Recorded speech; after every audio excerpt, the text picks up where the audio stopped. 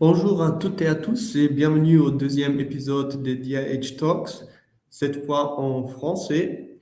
Je m'appelle Ivan, je suis support officer au Digital Innovation Hub et j'ai le plaisir d'animer cette session avec vous aujourd'hui. Le sujet d'aujourd'hui, les programmes de financement de la SNCI, la Société nationale de crédit et d'investissement.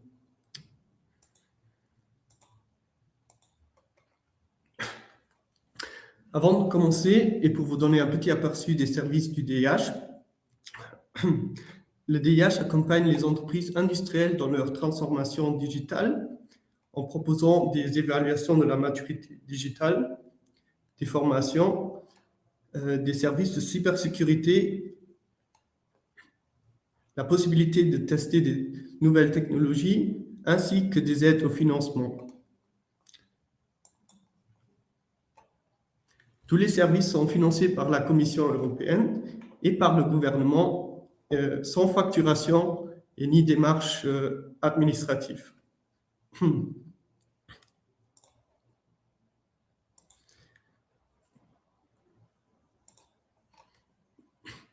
Passons maintenant au sujet principal d'aujourd'hui.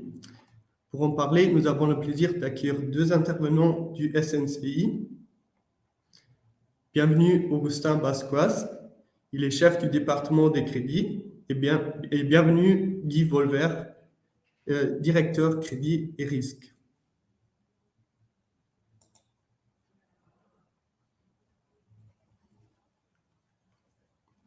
Je donne la parole aux intervenants.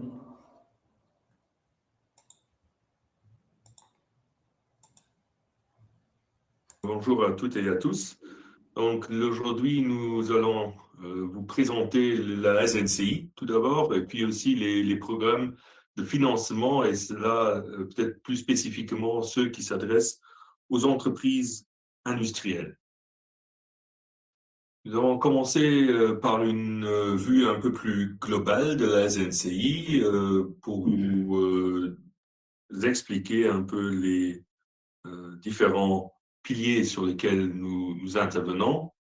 Donc, nous intervenons suivant trois grandes activités. Donc, un premier, c'est de contribuer à l'accès au financement des entreprises luxembourgeoises, et ça à différents stades de leur développement. Et aussi, on s'adresse à presque l'intégralité de l'économie luxembourgeoise, des PME, grandes entreprises de tous les secteurs d'activité.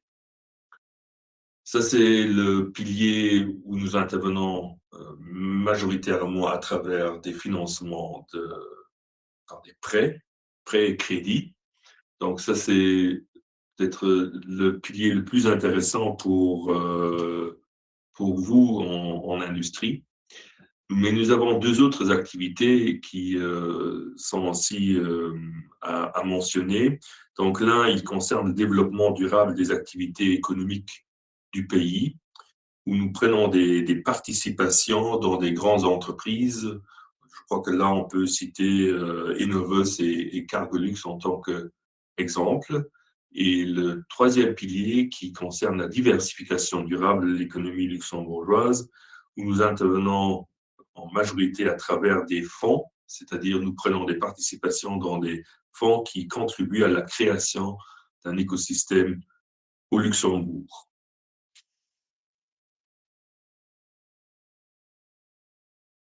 Ce qu'est notre mission, c'est donc d'intervenir dans le financement d'entreprises luxembourgeoises.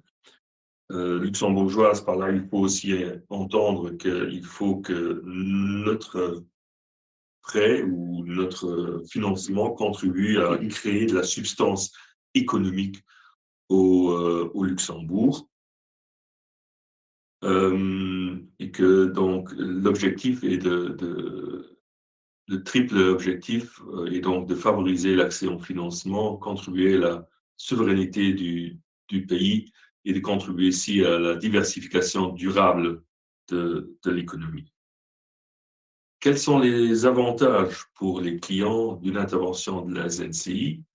La SNCI est un partenaire bancaire stable et neutre. Notre intervention est à des conditions de taux intéressantes. Je crois qu'on va encore en parler. Il n'y a pas de commission ou de frais qui sont liés à un prêt de la ZCI. Tous les prêts sont avec un taux fixe, ce qui donne une prévisibilité dans la budgétisation. Et les remboursements anticipés sont toujours possibles, et cela sans pénalité. Bon, je vais reprendre la parole maintenant. Merci Guy. On va passer maintenant je veux dire, deux étapes. D'abord, une présentation de nos programmes et des prêts, donc de façon plus théorique, je dirais. Et après, on va vous présenter quatre exemples par programme, juste pour vous illustrer un peu comment, dans la pratique, ça peut se présenter. Revenons d'abord à nos programmes. Donc, en fait, il y en a quatre qui se résument avec ProStart, ProDevelop, ProInnovate et ProTransfer. En fait, ces quatre programmes, ils résument un peu le cycle de vie d'une entreprise courant de son activité. Le ProStart, en fait, il cible tous les, sociétés ou les créations d'entreprises. Si quelqu'un veut se mettre à son propre compte, c'est peut-être le programme qui vous intéressera un peu le moins aujourd'hui. Après, on a le ProDevelop, c'est vraiment pour des entreprises existantes qui désirent se développer, en fait, avec surtout des investissements dans du CAPEX, que ce soit par exemple l'acquisition ou la transformation, modernisation du siège ou l'acquisition d'une nouvelle ligne de production. Donc, vraiment des investissements réguliers, des programmes d'investissement annuels qui sont à faire par une entreprise courant d'une année. Après, on a le troisième programme qui s'appelle ProInnovate, qui, d'un côté, est destiné à vraiment des startups, je dirais plutôt innovantes, mais aussi quand même aussi à des entreprises existantes qui désirent se développer ou innover en développant un nouveau produit ou un nouveau service pour leur clientèle, pour se démarquer un peu sur le marché. On a vu surtout dans le passé que voilà, souvent des projets comme ça, on a surtout des coûts d'OPEX, vraiment des frais de personnel qui sont liés, etc. Et au lieu en fait de les financer via la trésorerie de l'entreprise ou via des lignes de crédit, on trouve que c'est aussi une possibilité de les financer à du moyen à long terme via un prêt, partiellement alors aussi de notre côté. Et finalement, on a le quatrième programme qui s'appelle ProTransfer. C'est vraiment l'idée de reprendre ou transmettre une entreprise, mais toujours avec l'idée en tête de la pérennité de l'entreprise qu'on désire reprendre. C'est vraiment ce volet-là que l'on veut cibler, comme dans le cadre des piliers qu'on vient de mentionner. Et une des conditions est aussi que si on reprend la société, on détient vraiment plus ou la majorité des parts et on ait aussi le contrôle sur la société cible. Tout ce que je vais vous raconter maintenant en théorie, c'est pas pour apprendre par cœur, mais c'est vraiment pour vous donner une idée sur les différents prêts. Et de toute façon, vous aurez la présentation après. Le plus important, c'est toujours de nous contacter si vous avez des projets. Et nous, de toute façon, c'est notre rôle de vous trouver le meilleur moyen de financement possible. Mais pour vous illustrer quel type de prêt on a, déjà ici, la nature des prêts, il y en a deux. On a des prêts indirects et des prêts directs. Faut dire clairement que les prêts indirects, c'est vraiment les prêts qu'on utilise le plus. Je dirais plus de 90% des projets qu'on soutient, c'est via des interventions indirectes. Quel en est l'avantage? C'est en fait, comme tous les prêts qu'on fait, c'est un cofinancement ensemble avec nos partenaires bancaires. Donc, c'est toujours avec votre banque, on ne finance jamais 100%. Mais les indirects, l'avantage, c'est que, je veux dire, le côté administratif, il est moins lourd pour vous surtout, parce qu'en fait, votre premier interlocuteur reste votre banque. De toute façon, vous devez aller la voir si vous avez un projet qui est à financer. Et nous, même si on fixe des rendez-vous avec vous et on est en contact, je veux dire, l'organisation, en fait, de la structuration se fait à travers votre banque. Donc, vous avez après, en cas d'accord, une relation vraiment contractuelle avec la banque. Il y a des contrats signés qu'avec votre banque et c'est aussi la banque qui s'occupe de prendre les garanties dans le cadre du financement. Ce qui n'est pas le cas pour les prêts directs parce que là, on parle vraiment d'un prêt traditionnel comme vous le connaissez. C'est-à-dire que là aussi, il faudrait alors signer aussi des contrats avec nous. Toute la relation contractuelle sera avec la NNC et il y a aussi ce volet KYC, etc., qui est aussi à prévoir. faut dire que les prêts directs, on les utilise vraiment plutôt dans les extrémités d'un cycle de vie, c'est-à-dire surtout pour les startups, donc les créations d'entreprises, ou bien pour vraiment des très, très grands projets qui, normalement, sont alors financés par 3 partenaires bancaires, par exemple, un pool bancaire où il faut réorganiser les garanties. Là, il se peut qu'on utilise un prêt direct. Mais sinon, c'est vraiment les prêts indirects qui sont ciblés. Et c'est aussi sur les prêts indirects qu'on va parler aujourd'hui de façon plus détaillée. Si après les 3 types de prêts indirects, déjà, il faut préciser qui sont nos bénéficiaires. De façon générale, ce sont vraiment les entreprises qui disposent aussi d'une autorisation d'établissement du ministère de l'économie. Donc, vraiment toutes les activités d'artisans, de commerçants et d'industrie et certaines professions libérales. Au niveau de la nature des prêts, on va y revenir plus en détail après, mais on en a 3 différents, dont 2 sont vraiment des prêts bonifiés, c'est-à-dire on inclut en fait une aide étatique, donc vraiment à un taux préférentiel. Et après un 3e qu'on peut utiliser en gros toujours si maintenant l'activité, voire le bénéficiaire est éligible. Mais là, on parle vraiment c'est le 3e, c'est un taux de marché, donc où il n'y a pas d'aide inclus. Le crédit d'équipement,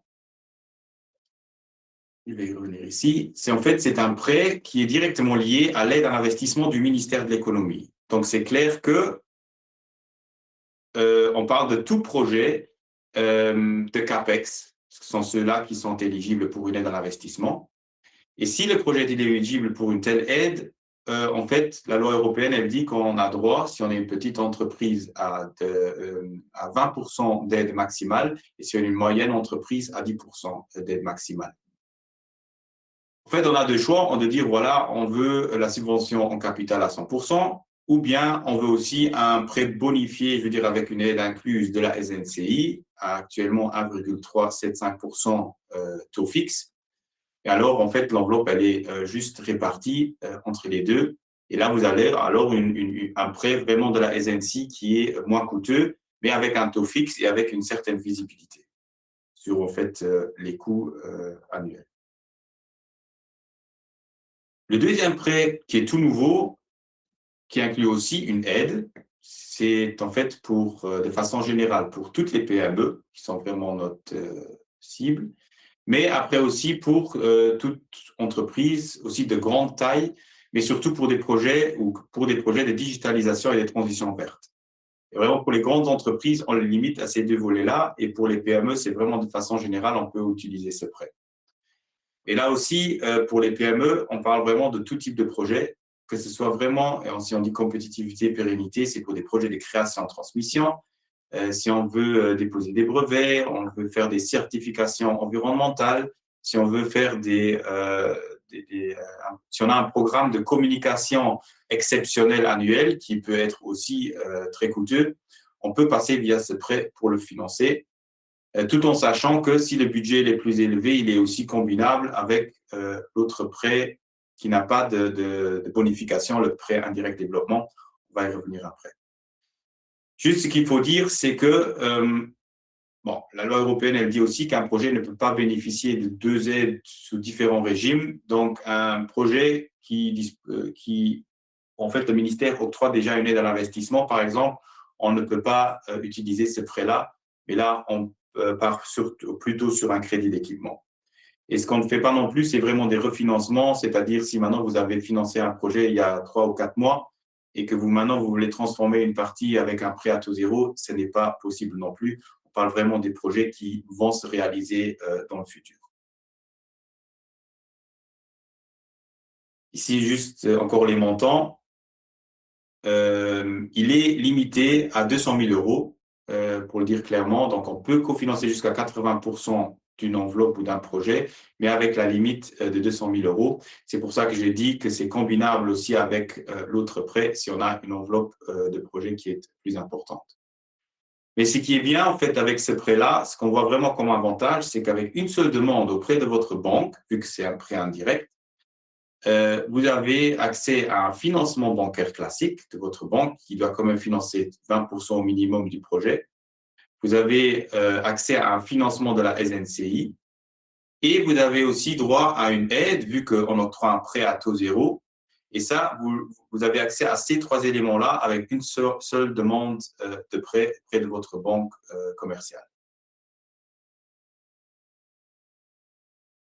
Et finalement, le 3e prêt, qui est le prêt indirect développement, comme je l'ai dit auparavant, il peut être utilisé dans le cadre des 4 programmes. Donc, il peut cofinancer tout type de projet dans le cycle de vie d'une entreprise, dans aussi notamment les projets de rachat et transmission d'entreprise, et comme je l'ai dit, aussi pour l'acquisition de la majorité des parts. Ce qu'on ne fait pas dans le cadre de rachat, c'est on ne peut pas financer maintenant si vous voulez juste reprendre 5 ou 10% d'une entreprise. Ce n'est pas le but. Si on parle vraiment de pérennité, c'est vraiment le but que, par exemple, il y a des employés qui désirent reprendre les parts du patron actuel qui va partir, par exemple, en retraite. Ce serait un exemple type de projet qu'on pourrait cofinancer dans ce cas-là. Et en règle générale aussi pour les financements, vu qu'on travaille avec nos partenaires bancaires, qu'on se voit comme partenaire neutre, les financements en règle générale sont financés à 50-50 ensemble avec la banque. Voilà, fini pour la théorie. Je vais passer aux exemples pratiques qui vous parlent un peu plus, je pense. Donc, il y en a un par programme, ou même 2 pour le programme Pro Innovate. On commence d'abord avec le Pro Develop. Ici, on a une entreprise industrielle d'une taille moyenne. C'est, en fait, elle projette d'agrandir, voire d'aménager le hall d'exploitation. Ici, on a des coûts de transformation d'immeubles de 1,2 million d'euros, des équipements de 600 000 euros, et puis encore quelques frais divers de 200 000 euros. Donc, on se retrouve avec un budget total de 2 millions. La première chose que de toute façon vous devez faire, c'est établir un dossier avec le devis, etc. Parce qu'en fait, votre banque commerciale en a besoin aussi. Mais après, vraiment le step important, c'est vu qu'il s'agit ici d'un projet de CAPEX qui est aussi éligible pour une aide à l'investissement du ministère. Bon, la première chose, ce serait de faire ou d'introduire une demande d'aide auprès du ministère de l'économie. Et lors de cette démarche, en fait, vous allez tomber sur une case qui vous demande si vous voulez aussi un prêt bonifié de la SNC. Et ça, il faut, en fait, si vous voulez en faire une, il faut juste cocher cette case. Et après, contacter votre banque, voire vous pouvez nous contacter aussi directement pour déjà parler sur le projet. Et on peut déjà vous guider un peu comment on pourrait structurer le tout. Ici, à droite, vous voyez un exemple comment cela pourrait se présenter. Donc, on aurait ici des fonds propres à hauteur de 200 000 euros, une aide du ministère sous forme d'aide à l'investissement de 100 000 euros. Et après, le solde qui reste à financer serait alors réparti 50-50 entre votre banque commerciale et nous, en tant que SNC, toujours à hauteur de 850 000 euros. Ici, on part sur une durée de 15 ans pour la transformation du hall et donc avec un taux fixe, si on parle du crédit d'équipement, de 1,375%. Les garanties sont aussi prises par la banque, vu que c'est un prêt indirect. Donc, la banque est responsable de prendre des garanties pour le financement total bancaire. Et on aurait aussi en théorie la possibilité, si maintenant vous dites, voilà, vous voulez peut-être la subvention capital dans son entièreté, on pourrait aussi faire un prêt indirect développement avec un taux de marché, mais là, vous ne profiterez pas du taux bas de 1,3%. Et le remboursement anticipé reste toujours possible, comme pour tous les prêts. Deuxième cas pratique, c'est dans le programme Pro Innovate. On a de nouveau une société industrielle. Cette fois-ci, on parle d'une grande entreprise qui projette l'installation de panneaux photovoltaïques et aussi en parallèle un projet de digitalisation dans l'année. Et on se retrouve avec un budget global de 1 million, dont 600 000 pour les panneaux PV et pour 400 000 pour le projet IT. Ici, de nouveau, établir un budget pour vraiment connaître le budget détaillé en fait du projet, les bilans, les chiffres intermédiaires, etc. Donc, vraiment les documents classiques à présenter à la banque. Là, ici, vous contactez du coup votre banque et on peut alors fixer un rendez-vous ensemble. Vous pouvez nous contacter aussi directement. Là, il n'y a pas de souci. Mais je veux dire, la demande officielle, à un certain moment, elle doit nous parvenir de nouveau par la banque commerciale. Ici, on parle du principe que, dans le cas pratique, que pour le projet des panneaux photovoltaïques, vous pouvez profiter d'une aide du ministère de l'économie. Et le plan de financement, il se présente donc ici avec des fonds propres à hauteur de 100 000 euros, une aide du ministère pour les panneaux de 100 000 € aussi. La banque, elle fait un prêt de 400 000 €. Ici aussi, la SNCI, elle finance les autres 400 000 €, mais ici, on répartit en fait le financement SNCI en deux prêts. D'un côté, on pourrait faire un prêt compétitivité pérennité, donc le PCP, avec le maximum de 200 000 € pour accompagner le projet IT, donc vraiment pour la digitalisation, parce que pour le projet des panneaux photovoltaïques, vous profitez déjà d'une aide de la part du ministère. Donc ici, on pourrait quand même faire les 200 000 avec un taux à 0%, et puis le solde, les 200 000, les autres, on les fait avec un prêt indirect développement à hauteur, avec un taux de 3,625%. C'est le taux actuel qui est appliqué pour une durée de 6 à 10 ans. De nouveau, prêt indirect, donc les contrats sont assignés avec la banque, les garanties sont prises par la banque, et le déboursement se fait aussi sur simple demande de la banque commerciale. Donc, tout passe à travers la banque. C'est aussi sur votre multiline. Après, vous voyez en fait 2 ou 3 prêts différents, mais toujours auprès de votre banque. Troisième exemple, de nouveau dans l'innovation, de nouveau une entreprise industrielle, cette fois-ci une grande entreprise aussi, qui désire développer un nouveau produit ou service, donc ici un nouveau produit plus performant.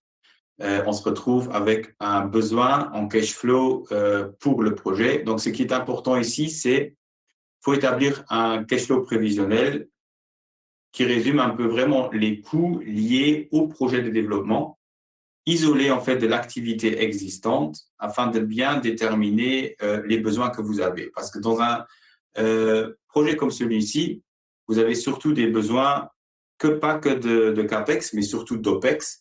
Et donc, sur une base trimestrielle, je dirais, il faudrait établir en fait ce cash flow prévisionnel limité sur une certaine durée. Donc, il faudrait déjà avoir en tête, OK, le projet de développement, il va me prendre combien de temps, combien de personnes vont travailler dessus. Et ainsi, on va déterminer un pic de cash flow négatif. Ici, on part du principe qu'il se monte à environ 500 000 €. Et à côté, on aurait encore un besoin en CAPEX de 200 000 €, donc avec un total de 700 000 €. Au niveau des documents, comme je viens de le dire, donc il faut établir donc aussi le budget, le cash flow prévisionnel, etc. Et là aussi, vous pouvez contacter la banque, mais vous pouvez nous contacter aussi directement pour en parler. Et comme ça, nous, normalement, dans la pratique, on fixe toujours un rendez-vous ensemble avec vous, voire si possible aussi avec la banque commerciale pour structurer le financement. Et dans la pratique, on pourrait ici, on prévoit des fonds propres à hauteur de 60 000 €, une aide du ministère de recherche et développement de 140 000 €, et puis le solde à financer de 500 000 € serait de nouveau réparti 50-50 entre la banque et la SNCI. Et ici, vu qu'on parle d'un PID, on est une grande entreprise, il n'y a pas d'aide, je veux dire, de taux bonifié. On est avec un taux fixe de 3,625% parce qu'on part sur une durée de 7 ans. Et le remboursement anticipé, il est quand même toujours possible. Et de nouveau, contrat signé avec la banque et les garanties sont aussi prises par la banque pour le financement bancaire total.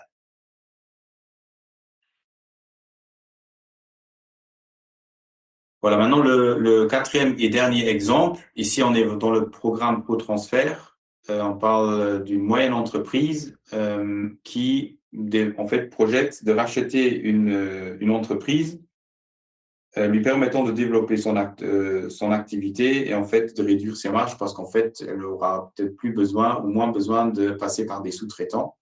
Donc, elle veut en fait développer son activité existante en rajoutant un secteur d'activité. Ici, on aurait un prix d'acquisition de 700 000 €. De nouveau, il faudrait donc établir un dossier avec les documents nécessaires, surtout aussi l'évaluation de l'entreprise, si possible aussi les 3 années bilantaires de la société à reprendre pour vraiment avoir une idée sur les chiffres. De toute façon, c'est nécessaire pour établir une propre évaluation. Et si le plan de financement pourrait se présenter avec des fonds propres de 200 000 €, un prêt bancaire de 250 000 €. Vu qu'on est une moyenne entreprise, on pourrait aussi prévoir le nouveau prêt, le PCP, qui a un taux de 0%. et qui est limité à 200 000 euros. Donc, on pourrait appliquer les 200 000 euros. Et le solde, pour arriver aussi aux 250, pour avoir ce partage de risque avec la banque 50-50, on pourrait le financer avec un prêt indirect développement de 50 000 euros. Donc ici, vous vous retrouvez de nouveau avec deux prêts AZCI, un à taux zéro et l'autre à taux de marché. Et si maintenant on aurait par exemple une grande entreprise, ce financement serait toujours possible, mais alors seulement avec un prêt indirect développement qui a un taux de marché alors de 250 000 euros. Voilà. Ça, ce sont maintenant les exemples pour vous illustrer un peu comment on pourrait financer les projets. Comme je l'ai dit auparavant, le but n'est pas que vous appreniez tout par cœur. Le but est que si vous disposez d'un projet et que ce soit maintenant de développement, d'innovation ou de transmission, ne surtout pas hésiter à nous contacter directement. Donc, vous pouvez le faire, par exemple, via notre adresse mail crédit@znci.lu ou par téléphone directement. Si vous envoyez un mail avec une première documentation, il y a toujours un de nos collaborateurs qui va vous recontacter. Et avec la première documentation, on pourra vous guider déjà, vous donner une idée sur les possibilités de financement. Et vous avez déjà aussi quelque chose en main que vous pouvez prendre avec vous quand vous allez voir votre banque ou vos banques. Et on est bien évidemment aussi ouvert à fixer des rendez-vous ensemble avec votre banque pour structurer le projet. Et le slide le plus important, c'est vraiment le dernier, c'est avec les différents collaborateurs au sein du département crédit, avec aussi le numéro de téléphone et l'adresse mail. Donc, vraiment, si vous avez des projets, n'hésitez pas à nous contacter.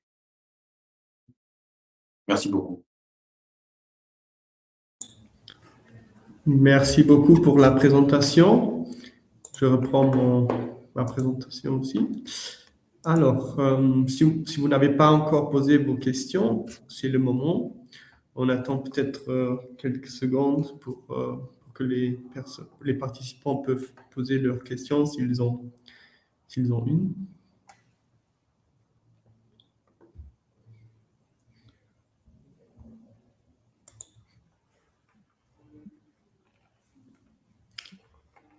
Oui,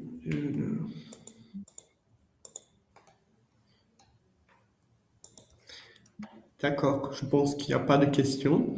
Je continue. Alors, merci beaucoup pour votre participation. En scannant ce QR code, vous pouvez visiter notre page événements pour ne pas rater les prochains webinaires. Mais aussi, on a aussi des autres événements comme des workshops pour tester des technologies.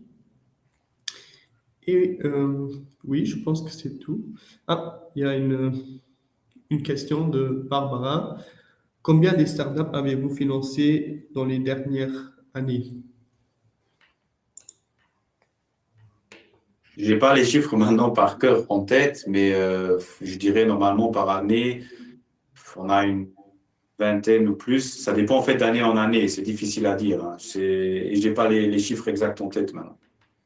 Donc, si vous comprenez par start-up des entreprises qui se lancent et qui réalisent vraiment leur premier projet, et ça dans l'industrie, par exemple, donc là, nous avons effectivement quelques clients que nous avons supportés dans leur tout début. Merci beaucoup. Stéphanie demande, la taille d'entreprise est-elle fixée par rapport au groupe auquel elle appartient? Oui, oui. En fait, nous, on applique la loi européenne sur en fait, les déterminations de la taille de l'entreprise. Et là, c'est vraiment le niveau groupe qui est toujours regardé. Oui. Merci beaucoup. Donc, de nouveau, un grand merci pour votre participation et j'espère de vous revoir dans les prochains webinaires. Merci beaucoup et bon week-end. Merci beaucoup. Merci à vous. Bonne journée. Bonne journée.